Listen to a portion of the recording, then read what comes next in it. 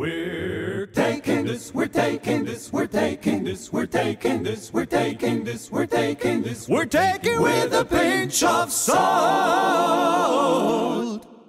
Dear listeners, ladies and gentlemen, welcome to A Pinch of Salt, a new podcast by the ERA. We are recording this at the ERA Congress in lovely Stockholm on May 25th, 2024. It is a great honor to have with us today Hans-Joachim Anders, Editor-in-Chief of NDT, and Jürgen Floege, Editor-in-Chief of CKJ. This is going to be a very exciting podcast today because research and paper publication is something I believe most of us struggle with. Most of us have gone to medical university to become doctors, physicians, to be the people that diagnose and treat patients. But at some point, we all realize that we're also the ones that are supposed to do the medical research, which does not come naturally to many of us. So we're relying on you to help us and give us some good advice on how to do that. Today we have two hosts. My name is Andres Kuberner, and with me is my co-host, George Kosmadakis. Joachim and Jürgen, welcome to A Pinch of Salt. Hello. Welcome. So, dear editors, I will start with an obvious question. What are the current impact factors of the journals? Yeah, honestly, I don't even know. I think NDT has 6.1 and CKJ, Jürgen, help me. I don't know either. Oh, this is bad for an editor. Is it? But it's lower. It's 5.9. Something like that. It feels like 5.9. Yeah. So, well, the point is more how we compare in the ranks with the other journals, so way below KI and JSON. But we are between CJSON and Kidney International Reports, something like that. And I think that's where we are positioned in the international landscape, but we can say we are the leading European nephrology journals, not as a surprise as the journals of the ERA. And what is important is also the tendencies. I'm old enough to have lived the 0 point something as impact factors, and you see the rate of increase every year thanks to the work of the editors like you. And sorry to interrupt, but there's also an inflation of the impact factor. And we should all expect a quite more or less pronounced drop of impact factors after the COVID epidemic. Mm-hmm. COVID inflated the impact factor like crazy, and both our journals, NDT and CKJ, have gone up. Expect that this goes down a bit. It tells you how vulnerable the impact factor is, and I think we all don't like it, but we have nothing better. So the only thing that increased during COVID was the scientific activity, which is not bad. Some positive aspects of COVID, but let's not go down that road. I saw the income of ERA during this period. Right. So you think that these impact factors are going to be deflated with time? Absolutely certain. And most journals will experience that all over medicine. Mm. I mean, impact factors are calculated based on number of citations versus the numbers of papers published. So some journals, for example, improve their impact factors by drastically reducing the number of papers published. If you remember, NDT 10, 15 years ago was like a telephone book with many, many more publications every month. Now most journals like Kidney International or JSON have become very tiny journals with almost only 10 articles per month. This helps impact factor.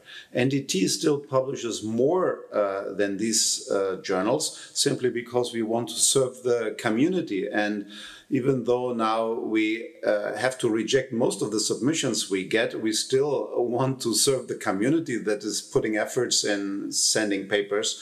And we cannot reject everything just to improve impact factor, right? So, exactly. Yeah. It's a wonderful job you are doing. And what's the difference between the two journals? The color. No, but seriously, clinical kidney journal, as the word says, is clinical research. If you have basic research, send it to Achim and NDT. Clinical kidney journal is open access only. We even have abandoned largely the concept of an issue. we have now a continuous publication model. So the moment your work is accepted and OUP has gone over it, it's online. So this is probably something that in the future we will see for many journals. So if you have clinical research, CKJ would be the place to go. NDT obviously also covers clinical research because it's important and we want to endorse progress in nephrology, but we try to present more clinical guidance, guidelines, consensus from entities, also the ERA bodies. We have started the treatment standards for certain diseases, which are a bit like up to date, like, short, very brief summaries of how to do this. If you have a case report, don't send it to NDT. We don't publish case reports anymore. I think CKJ is still doing some that have important implications.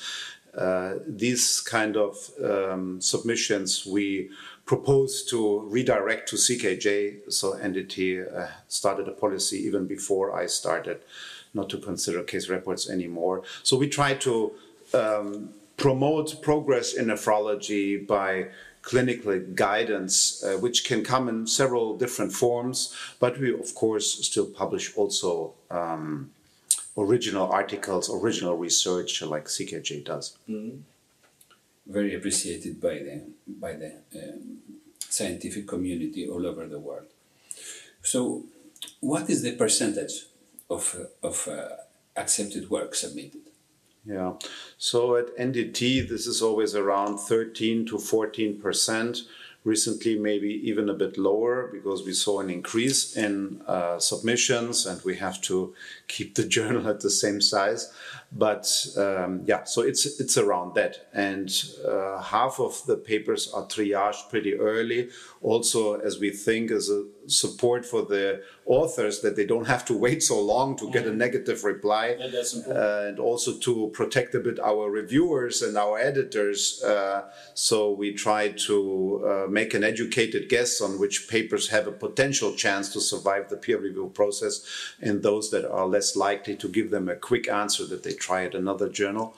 But at the end of the day, if we look at the final results, it's no more than 13-14%, which means it's a pretty tough selection, unfortunately. But which shouldn't dissuade you to send the paper, I guess. Even if you have CKJ is very similar in that. Of the original papers, we probably accept 10%. Of the reviews, we accept somewhat more. And the best advice I can give to all young researchers is what I tell all my young fellows. Research is 90% frustration. Of course. 8% is so la-la. 2% are highlight days. And you make good use of the 2% highlight days because it has to carry you through 90% of frustration days. Don't be despaired if we reject your work. Those are wise words. So we have a 9 out of 10 possibilities not to get accepted, but and this is the iceberg. So we see only the tip of the iceberg. But then again, if you keep trying, and persistence is the key to any endeavor, especially medicine, Of then course. at some point. Of course. well, I would like to talk more about the two shiny parts, because once you get accepted in NDT, we do a lot to promote your research. We fuel the results and the papers into many communication channels, not only Twitter, social media, but also now YouTube channels. We have the short author videos. We do a lot of things to then really spread the news. And that should be the motivation to work hard for that, and not to go by the frustration and then stop doing things. I think we, as doctors, we want to see progress. We are waiting progress for almost 2 decades, we had so few progress. So most of my career, there was so few progress in nephrology. Now we see things coming fast, and as a journal, it's our job to really endorse this, to give a platform, to give visibility to the important work. And I think that's what we're doing. And that's not captured by impact factor only. That's why we like to speak more about what we do for our successful authors. And that should motivate everyone to do better, to eventually get published in NDT or CKJ. And if you make it into the monthly newsletter, you're being sent out to 38,000 people. Yeah. They don't all read it, but we know actually that this newsletter is appreciated a lot, and that the residence time is longish. People click on it and open it and read it. Yeah. So you have a lot of promotion, and I can only echo what Achim just said. It's very visible, this new promotion. I mean, these short videos are amazing. I think this is very useful. This is great. Videos, the graphic abstracts. Yeah, that's great. That's really good. Because we all have changed our way of picking up information, and we all do differently. Yeah. Some listen to podcasts, others have the short videos, others go through social media, others still print and read the papers. I had a complaint this morning that it's after you print it, you cannot read it so well. We should change the color of the way. Okay. So because there are still people printing. There are still people printing the papers. So, I mean, people have many different ways of picking up information. And as a journal, it's our job to accommodate all of these different users. Yeah, adapt to the times, yeah. Yeah, and that's what the journal nowadays does. It's not only selecting papers, it's also about spreading the information that we selected into many different channels to really reach everyone. Yeah. I see a lot of people reading the articles of NDT through their mobile phone. Sure. As in that. Yeah. So we alluded in the introduction that basically most of us start off in medicine as clinicians, and then we figure out that we should probably join the research as well for the experience, just to understand research better, to read papers better, if nothing else. So would both of you agree that every nephrologist, or let's say the vast majority, 90%, should participate in research and publishing of papers, even if they do consider themselves, or maybe always will, as clinicians first? Well, ideally, yes, but I acknowledge that some people won't have a chance to do so. But I think you benefit greatly from this, because you better understand this, and you have a much broader understanding of what, let's say, is the value of an association, what is a good control, how am I being misled. Yes. So that's vital. And I always tell my students, be very critical with many papers, in particular when it comes to associations. There's also an association between being in bed and dying. Despite that strong association, I go to bed tonight. Yeah. I know it's dangerous. That's like birthdays and health. They're very good for your health, because the more you have them, the longer you live. Those are absolutely kind of associations. Yeah. Jürgen, would you agree that? Yeah, I mean, it depends a bit from your motivation. I think some people make money to feed their family with the job they do. Others have other motivations. So I remember I was a physician, but when I first came to one of these congresses and I felt I could be part of that community that is driving the future of the subject, that inspired me a lot, and I wanted to be part of this. And that's when I engaged in research, and I just keep doing that up to today, and do also this job as an editor for that reason, to have the opportunity to promote progress. So I tell my students, make sure that the medicine in the future is not as bad as today. And that's a completely different perspective. Many people are satisfied with how is medicine today, and feel it's even already too costly and too complex. But I always tell them, the people in the future will laugh about the way we do medicine today, and we should feel bad about it and engage in faster progress. So that's what makes me also do this kind of work, and I'm happy for everyone that joins me in that. But like Jürgen said, we have to acknowledge it's not everyone's motivation like that. Yeah. But I mean, the community is made of many flavors, and we need also some people that take care of patients all day, Definitely. The beauty of our life is you never stop learning. It should be that way, right? It's fantastic. It always changes. There's no fixed things. Everything's relative. So, Jürgen, you have alluded to this already. You might not be part of a department with a well-established research activity, but maybe you still want to do research. You have that desire, you have that passion. What should you do? Should you move to another department that's good in basic science, or should you focus maybe on clinical research, which you can do in a clinical setting? Depends on you. If you're super tough, super brilliant, and super lucky, you can make it on your own. Chances are you are not. Yes, and I can relate to that. So, obviously, a stimulating environment is something very beneficial. Obviously, working in a group is much better than being a lone fighter. So, I think Achim and I both know this from our experience. The most important thing to have is a role model, somebody who motivates you, and somebody who tells you, I shouldn't tell this publicly, but Stanley Sheldon, who was my second boss, has frequently called me an idiot because as a young guy I was naive. But that helped. If somebody tells you you're an idiot, do it another way. If the intention is good. Yeah, he had a good intention. No, we got along with each other very well. But you have to stand it, and it's important to receive criticism and guidance. And that's very difficult if you're in a non-scientific environment. True. Search for guides. Yeah. No, mentors are incredibly important. As they say, no man or woman is an island. So, what type of research do you feel is not done enough? Do you want to comment on this, Achim? Question, sorry. No. I mean, I can only echo what Jürgen said. Also, my experience was this way. And looking back, a lot of what I am today, I feel is because of the input I got from my environment, the motivations I got. I was educated to do everything at the international level.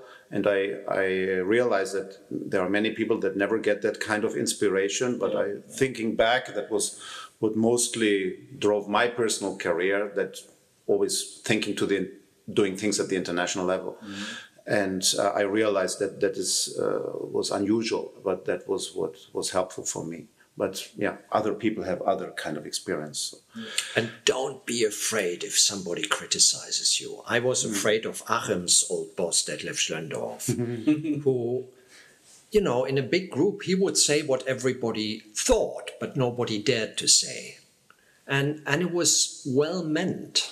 That's the point. I think as human beings, we're very susceptible. You can always, I think, feel whether the intention is good, even if it's maybe a harsh word, or if it's just somebody venting out because he's frustrated or she's frustrated. So and that's so important with journals.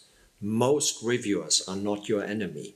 Most reviewers want to make your work better. Exactly. And always ask yourself, why is my work perceived in this way? Maybe I didn't word it right. Maybe I didn't explain it well.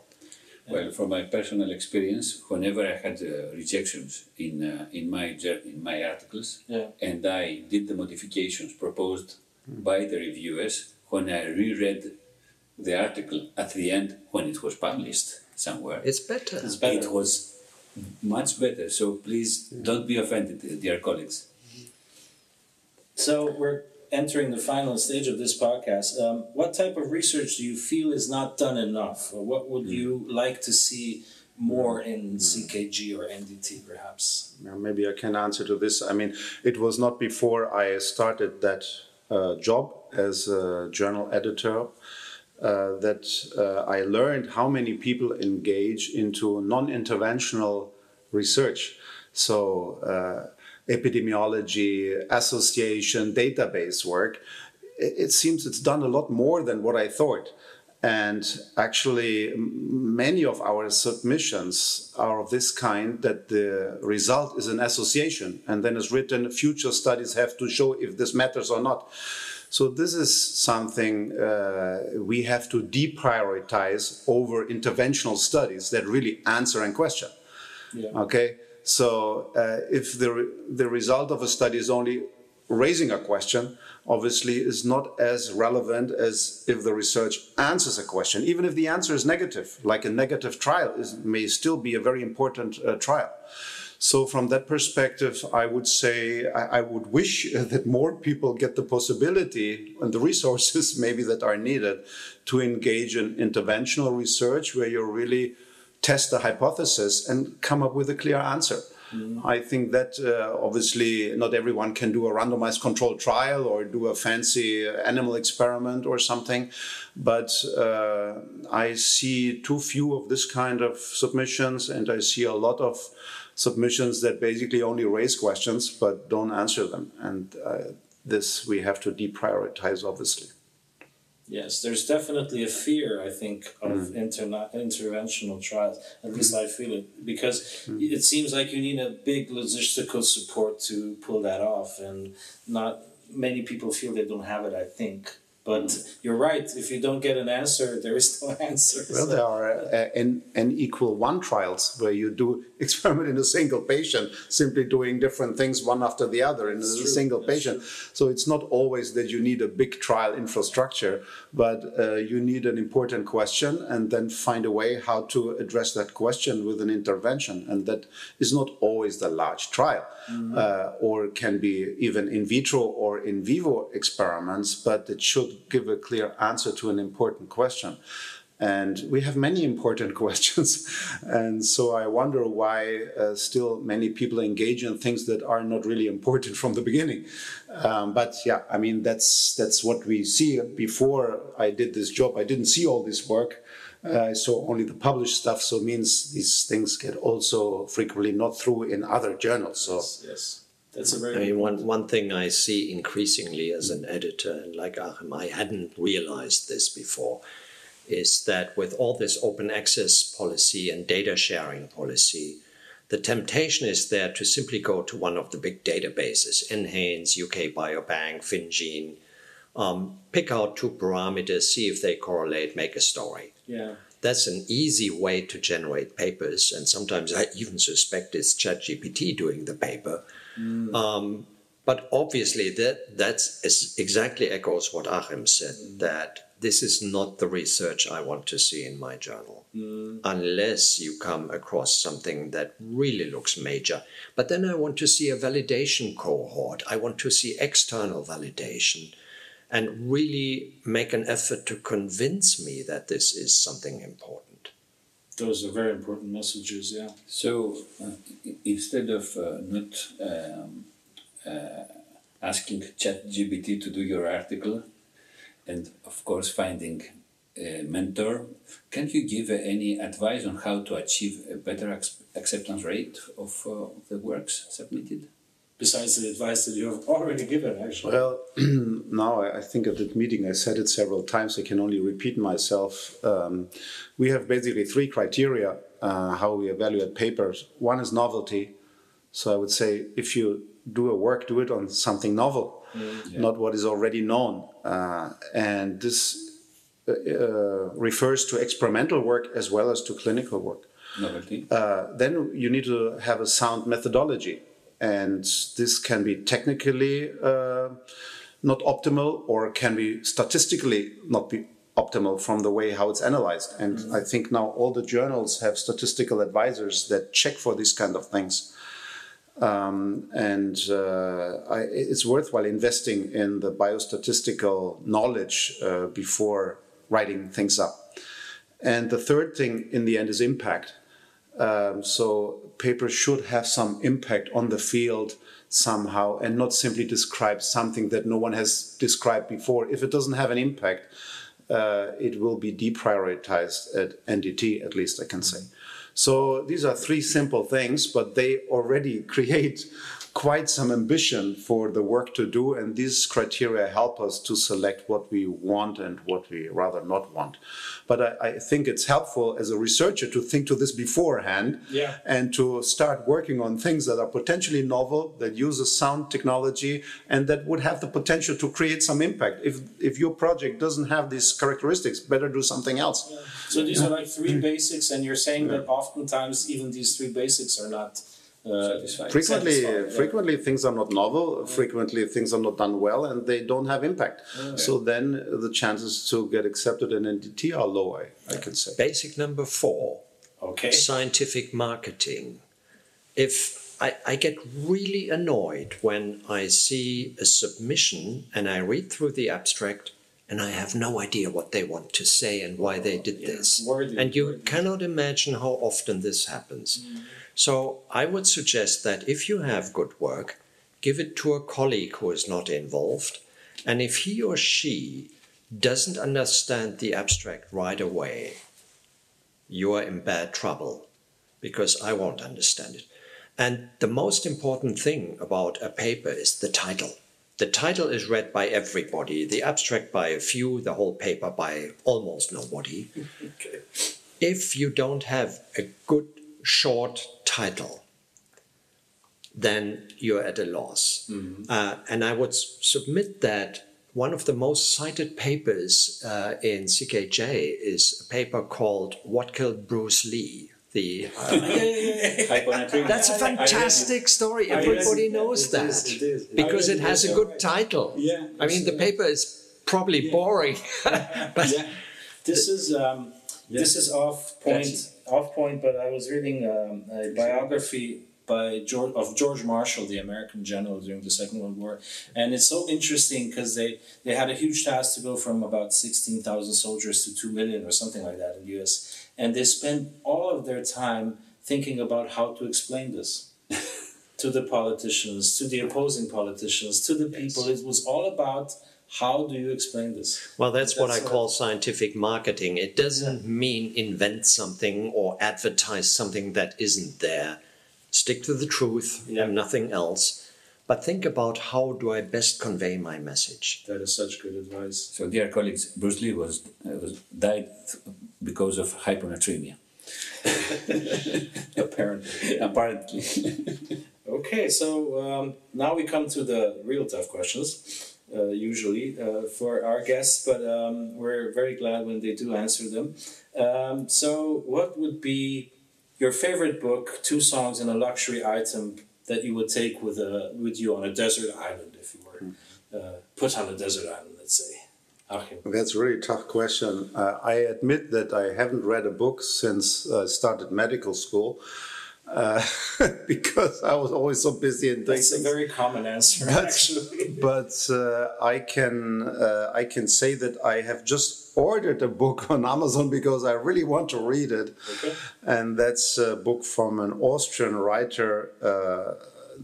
In English, the title would be The Brother of the Sleep. There's a nice movie from Filzmeier, a German movie director, about it. I love that movie, and I decided I want to read the book because I want to know the story. So what's the original title?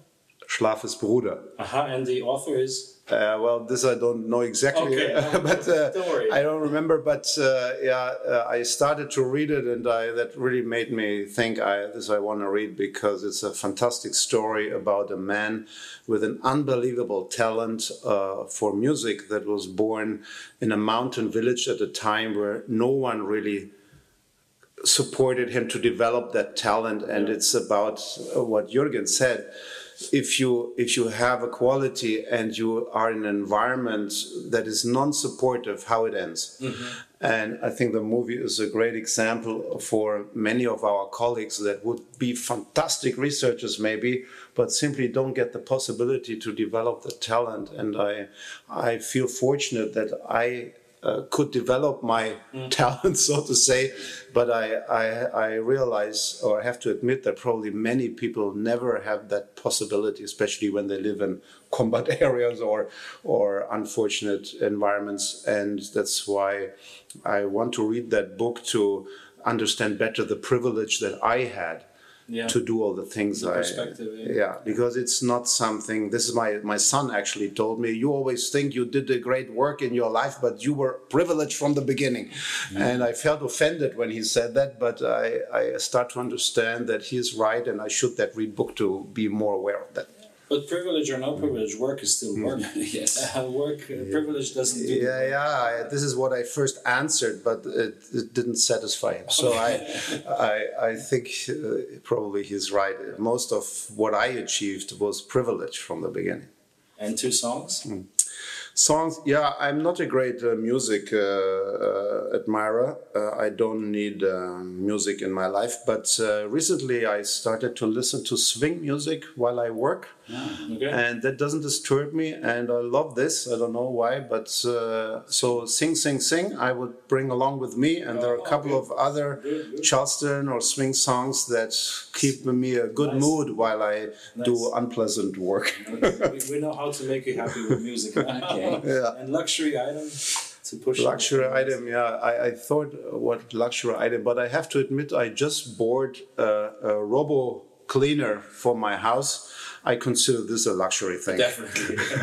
But I concur. I enjoy looking this thing cleaning my house. Jürgen, what about you?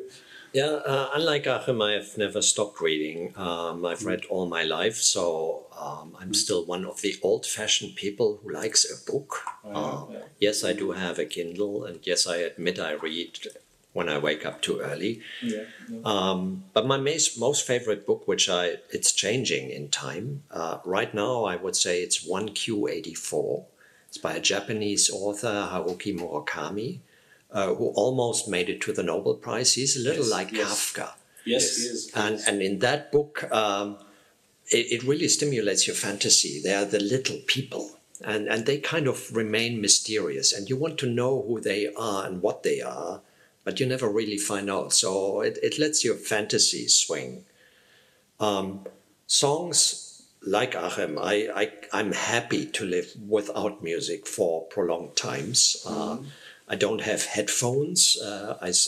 When I run, for example, I go running in the woods. I listen to the wood and don't listen to music. Then I can stay at home.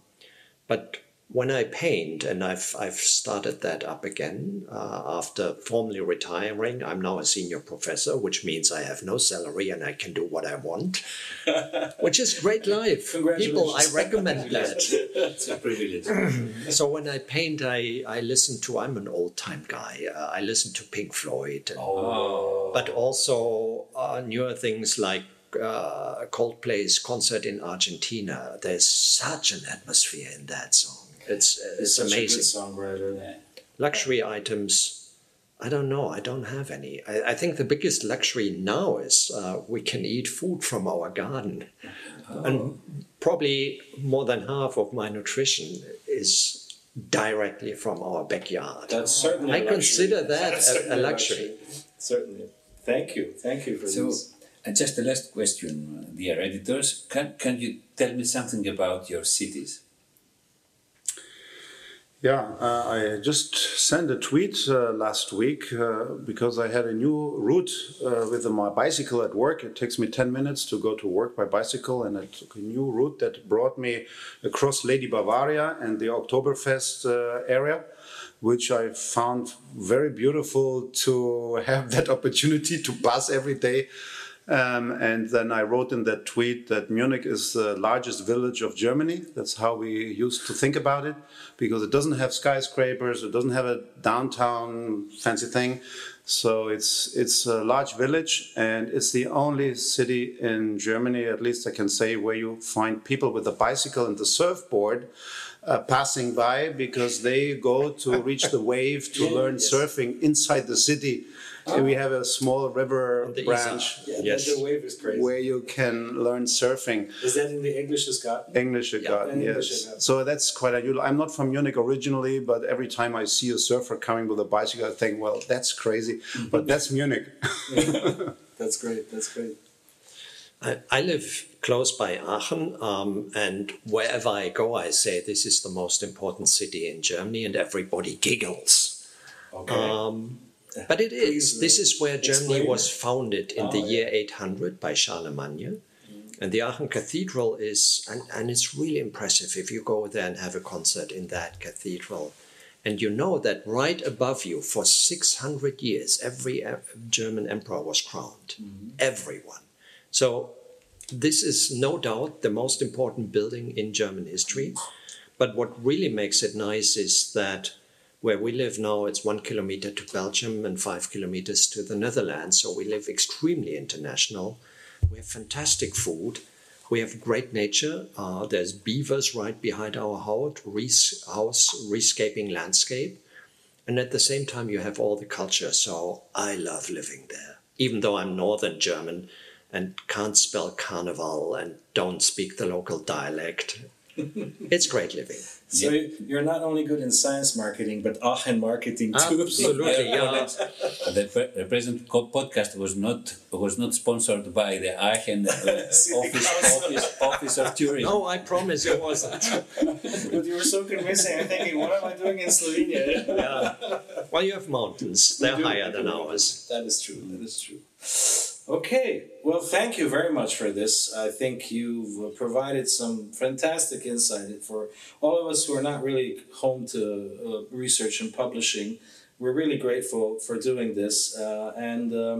George, you want to have some final words? Well, before our editors have some final words? It was a privilege and a wonderful experience to discuss with the two editors today, and we saw all the aspects: career, submission, journal, personal, and we did a small journey and a small story together. Exactly. Achim, Jürgen, you want to have some final words? No, thank you for having us. I wish a pinch of salt a good future and many listeners, and I'm happy to return. Okay. It was fun talking to you guys. It was fun talking to you and instructive. Thank you very much. Thank you.